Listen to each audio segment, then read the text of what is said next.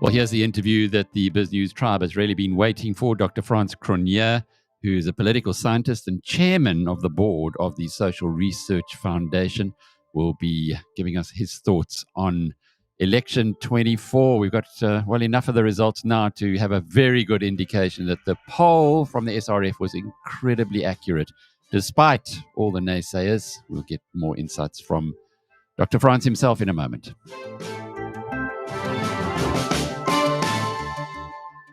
Well, you took quite a bit of stick in the run-up to the election from some of the smaller parties, because in our conversations, Frans, you did say that certain of them were going to be terribly disappointed, and I suppose even more forthright in your opinions on some of those smaller parties, but they just haven't shaped this time around. The big story being MK, and I suppose the one party you didn't really call to the degree that it's done is the Patriotic Alliance. But outside of that, your polls have been vindicated. Interesting. Yeah, look, the stuff works. There's a science to it.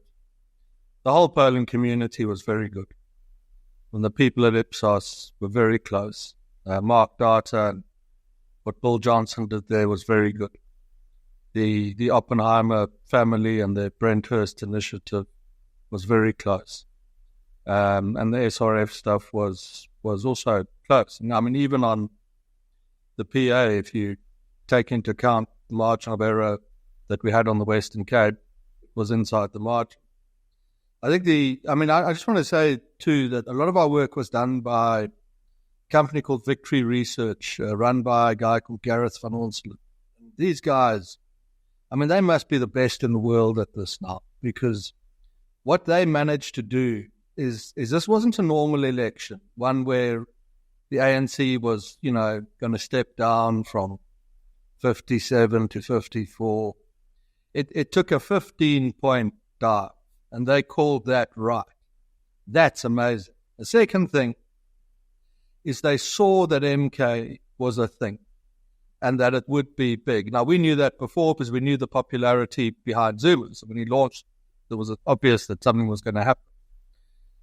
And, they're the guys that sit behind the scenes. They take the work into the field for us. They work on the questionnaires. They're doing the math behind a lot of this. And they really deserve the credit here, because it's been one of the great successes of election polling of this era, is what they achieved on South Africa here. So I'm very grateful to them. And Gareth also stuck his neck out. He wrote a very powerful article on Biz News responding to Herman Mashaba's criticism, where I guess if he'd got it wrong, he would have had a lot of egg on his face, and he didn't. He got it absolutely right. The thing about this stuff, Alec, is that it's not wrong. It's right. It works. The methods have been perfected. There's a science to it. You cannot do this kind of work. You cannot do it's like trying to explain the economy without knowing what the inflation rate is or the fixed investment rate. It's the same thing. And there's a problem in the political analysis world that people who do not have proper resources and information make it up as they go along, based on what they read in a Sunday newspaper, and they cause a lot of damage as a consequence. This industry needs to be professionalized. And the examples of what happened at Brenthurst, the Oppenheimers, what Ipsos did and what Mark Data did for ETV, and what we were able to do is hopefully going to become the standard that needs to be aspired to, because it's simply not good enough to run around shouting all sorts of views with absolutely no basis in fact for those views. And the results, as they turned out being projected, bear that out very, very strongly yesterday morning and again this morning. Alec. It's an extraordinary story on that side, but an even bigger story is what next. We've got a fabulous column on Biz News Premium right now by Bill Johnson, W.R. Johnson, on KwaZulu-Natal in particular. And we should never forget that MK had a massively funded campaign, and that a lot of the regalia on the MK T-shirts had Putin together with Ubaba, with Jacob Zuma. So there's something going on here, Frans, which maybe one needs a bit of second-level thinking to understand where the MK surge has come from. Well, what it's come from is obvious from the deeper data on MK voters. They didn't vote so much for the policies of the party. I think many are not up to speed on the policies of the party.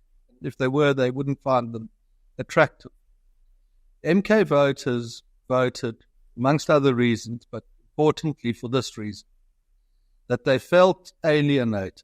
They felt they'd been forgotten, neglected, insulted by the ANC. And the strength of MK arose from the perception of the persecution of Mr. Zuma. And that perception resonates very, very broadly. Remember also, you factor into this, it's the same point, just from a different angle, that Zulu nationalism was only interrupted by British colonial rule. And as British colonial rule has ebbed, so the influence returns. A point that R.W. Johnson has been making for 20 years, but which has never been taken seriously. Now he and the point are borne out. And we saw, for example, right at about 10 days, 2 weeks before the election, the ANC was nicely on the way up. It had come off about a month out from the election, 5 weeks out. It was at about 40%. A lot of very weird stuff that we'll investigate and find out what it really was in newspapers like Business Day, saying that this is a disinformation campaign, and it wasn't. And that's going to be followed. After that, the ANC count lifted, and it got to about 45, 46%, about 2 weeks out from the election. Then two things happened. One was the National Health Insurance announcement, and that sent ANC support into a tailspin. And they miscalculated horribly and thought that the idea of national health insurance would be seen as supportive of a broader kind of social wage theme, and it wasn't, because there are more black than white medical aid beneficiaries. There is vast private out-of-pocket expenditure on private health care. People respect private medical professionals.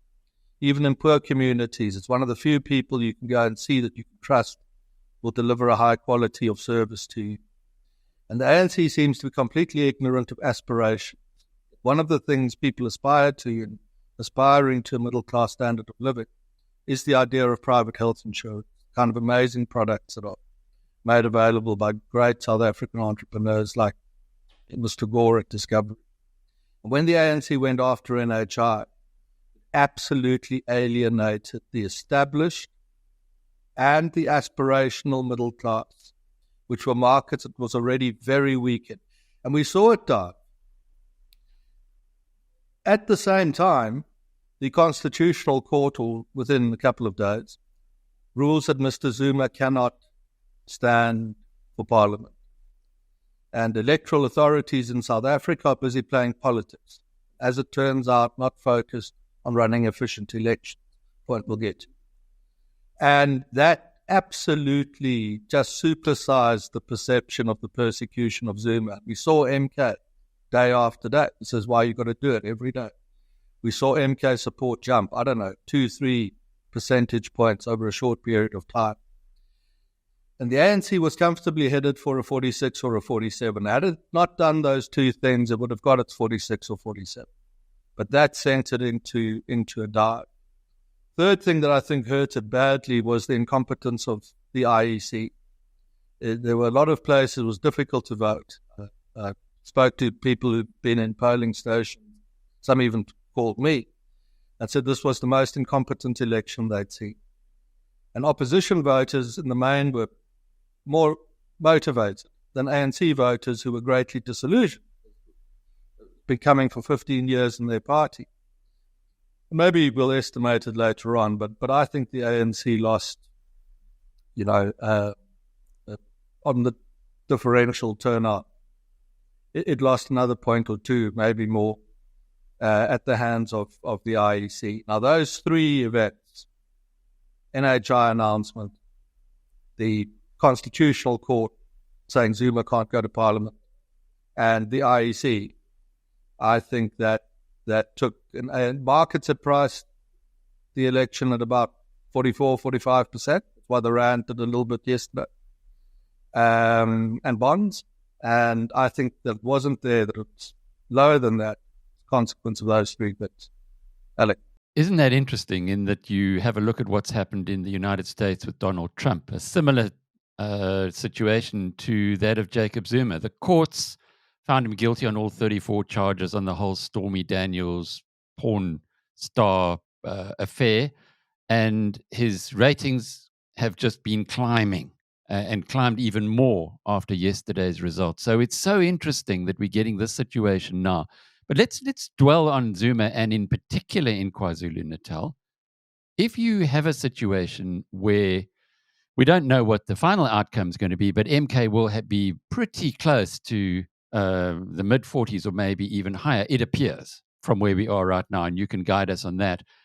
That brings another joker into the pack, surely. Yeah, no, indeed. Mr. Zuma is a very, very capable man. The idea of the bumbling idiot that's been cultivated in elite society and the press is wrong. If I had to go to war, a political war, I'd take him with me and I'd take Ellen Zille with me. And between the two of them, if those two ever teamed up, we'd have had a national majority. That the toughness of the one and the strategic acumen of the other, he's also pretty tough. She might be tougher than he is.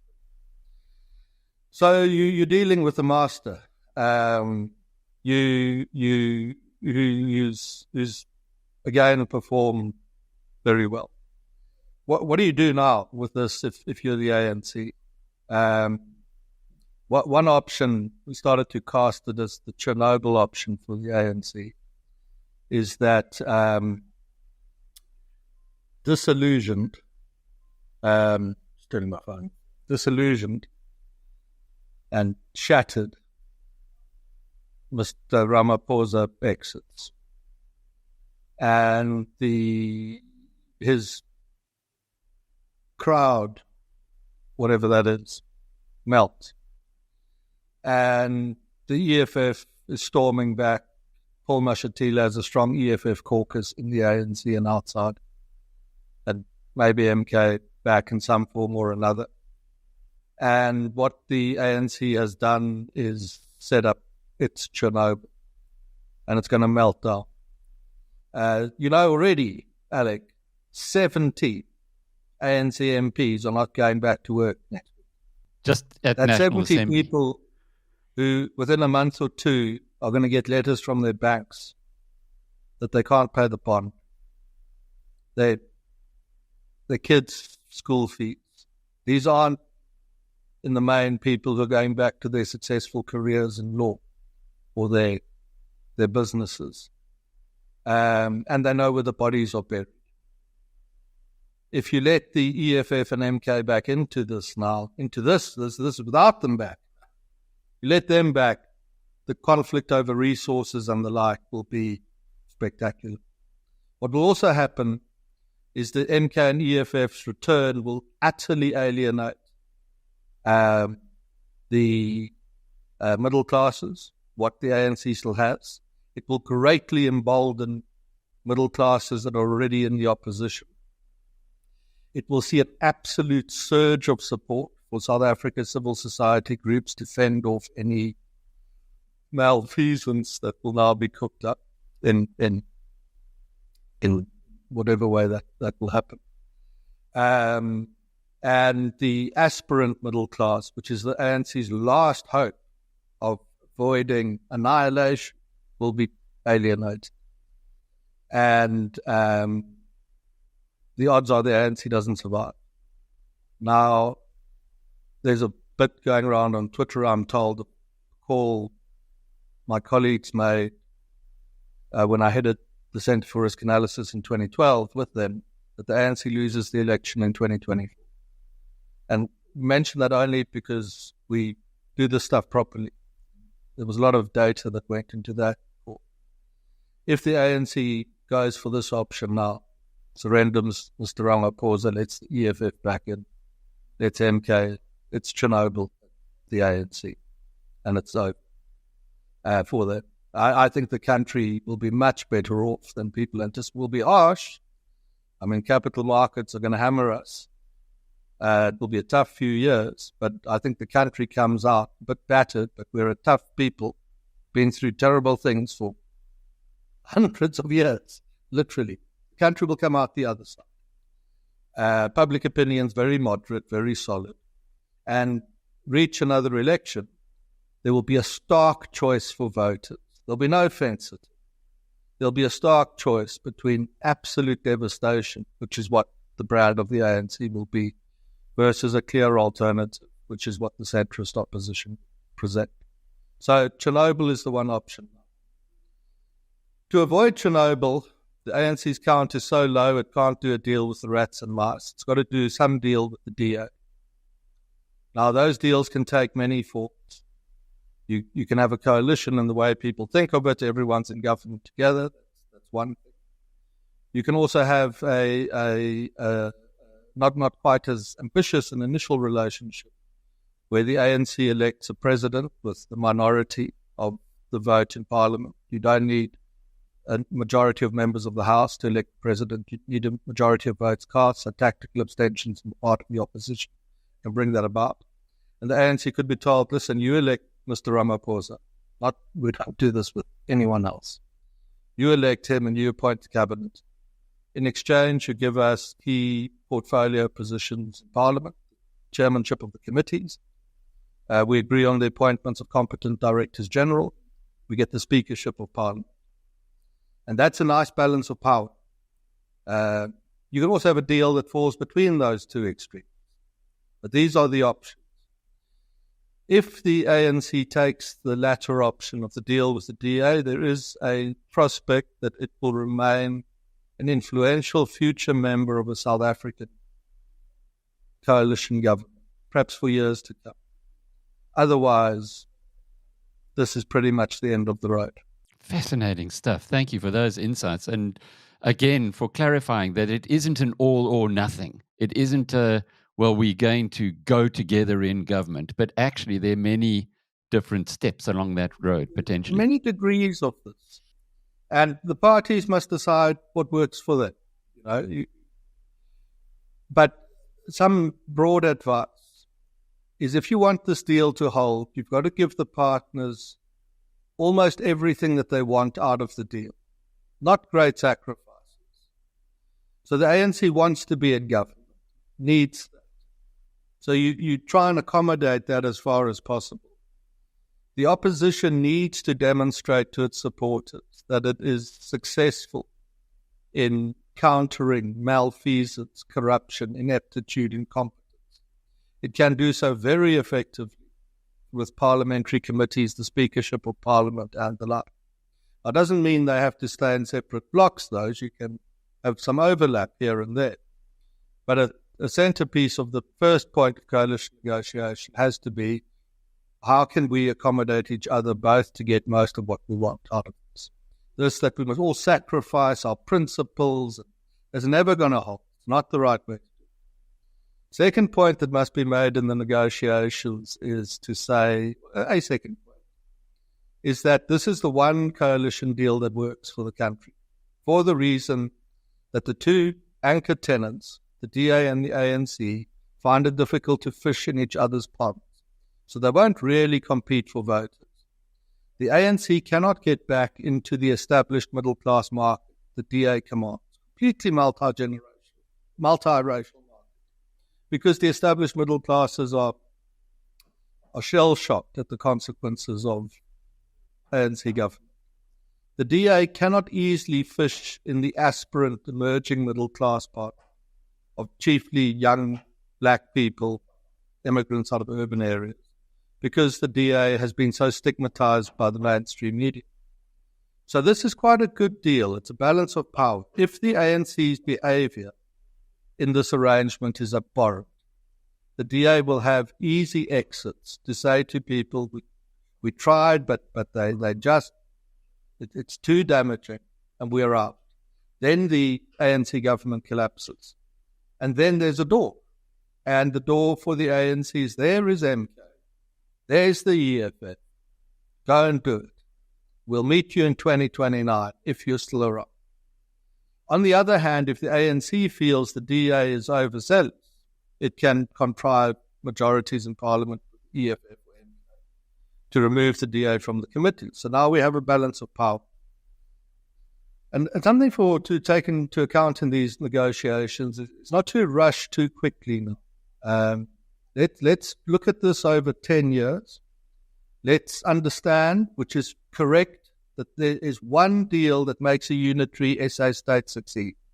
And that is where we unite the interests of the established middle classes with the interests of the emerging and aspirant middle classes. Urban peripheries are important, but they're not a major future market. So let's see how can we get there over 10 years. Another point to make in these talks is to say that of 10 major issues, these partners aren't going to agree on all 10. They're not going to agree on Ukraine, for example. So let's look at the things that are agreed on, which are domestic issues in the matter. And let's build a relationship around those. Let's park everything else and say it's important, but we will not allow this to stymie this negotiation now. And if that succeeds to any extent, even if it's initially a loose affiliation, sort of a coalition, over time, the two might learn to work together on more and more projects, and perhaps it's in 5 years' time, perhaps it's even further into the future, that they, in a sense, announce an engagement. Say, look, this has held, this has worked, and we, after this election, 2029, we'll see how it goes, and perhaps then we'll form a formal coalition. That is the opportunity the country has now. It's a historic opportunity. And if we seize it, the upsides for the country are immense. And into the 2030s and 2040s, we're going to be one of the world's most successful, most enticing emerging markets. How can you get that message through to the politicians? Because they are human, after all, with all kinds of emotions and prejudices. How can it almost be instilled in them that they have a higher purpose here? Well, I mean, you tell and talk to people, of course. I think it's also important that the public understands this opportunity and why it works. Technically, why does it actually work? It works because they apparently have little in common. That's why they're not competing for the same voters. But actually, their voters' interests are very much aligned. And actually opening the door to the EFF is the Chernobyl option for the ANC. And actually the working together is an option in which all our interests ultimately align. And no, we don't have to do a shotgun marriage in the first 14 days. We can do something more gentle. And I think it's very useful for the public to understand that. I think it's very useful for the business community here to know this, because a lot of them don't understand at all. But there are people who are still taken by surprise by the idea of a minority government, how that works. And they don't understand the dynamics of why it might work in this case, why going slowly here, slowing the game down, might be better than going faster and trying to force some sort of deal. And for goodness sake, start communicating to London and Washington, which is completely absent, to very early on indicate this is a plan. The best thing that could happen, I don't know if it will happen, the best thing that could happen is if serious people, even if it's initially, Mr. Klabisa at IFP, central to the success of such an arrangement, given his future importance in Natal and the importance of Natal and, John Steenhuisen and others, I hope maybe ANC catches on early. Actually, let's say by Sunday afternoon, are able to say to the country and the world, there is a plan, and this is the plan. You cannot leave this hanging. I just, on the way to you, got off call with one of the banks, and the point very much there again was, do not leave us hanging for 3 weeks. You don't want to see what the rand's going to look like. You don't want to see what yields on bonds are going to look like if you leave us hanging for 2 or 3 weeks. So early on, get a plan and communicate. Plan, yeah, but broadly understand in business, in the media, in amongst our diplomatic partners around the world, in the Russians, Chinese, the Americans, Europeans, understand why this deal can work. And hell, if we pull this off, Alec, it's going to be the roller coaster from where we were 3 weeks ago to these results this morning to what the government could look like in 2 weeks' time. It will be an incredible story, and it's totally within our grasp. Can't let it slip. Well, it is. South Africa's always been an incredible story. We've come from the brink so many times. Perhaps, as you say, this is a historic opportunity that will be grabbed. Before we leave, you did mention KwaZulu-Natal. Presumably, that kind of a potential relationship or that opportunity could bring KZN back into a non-MK stroke EFF ruled province. MK voters didn't vote for MK's policy. They voted on the extreme sense of alienation and neglect that they'd felt on the part of the ANC. The ANC's too broken in KZN to fix that and get that back. But there is a serious prospect. But the MK will struggle to hold what it has together in the event of the absence of Mr. Zulu, who is an elderly person. And if the IFP has a prominent role in the government, Deputy President Labisa, then there's and thereby this unity government I speak of treats Zulu voters in Natal with respect, dignity, and indicates to them that it is aware of them and that they are important and that they do matter. Then a lot of that support might flow back into the calc of the unity government in time. And that's how you mitigate the danger of Natal. So this is sophisticated stuff. It's high-level thinking. Needs high-level strategists and statesmen.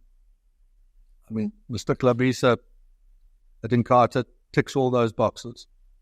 So, hopefully he plays that role in the talks of the next couple of days.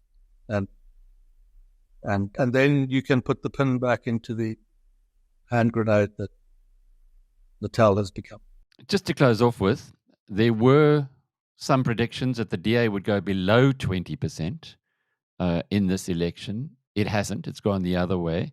You did mention earlier that Helen Zille is a force in politics. This has been something of a triumph for her, not least at a national level, but also retaining majority in the Western Cape when that was being quite widely predicted, including by, often the only adult in the room, as he's called, Corné Mulder. I think any party in this election that sought support by much that was established has done very well. It was very difficult. The IEC made it hard for them all at the end. I mean, it cost a lot of people votes, but on the differential, probably the ANC more than the opposition. The DA campaigns against its political rivals, then had to campaign against its purported political allies, which were put into play by private funders and generally spent their time attacking the DA, trying to reduce its majority in the Western Cape. And the DA has to campaign against the mainstream media as well. And it's a popular thing to denigrate the DA, politicians broadly, but I think anyone that does that has no idea of how difficult this work can be. And I think we can be very grateful to Helen and John for what they've done, and their predecessors in the DA for, in this election, making sure that there is a firmly established principle of opposition in South African politics. And Helen's efforts too absolutely heroic over the years. We haven't always agreed, but you can be very grateful that she's there. Dr. Frans Cronje from the Social Research Foundation, Alec Hogg from biznews.com.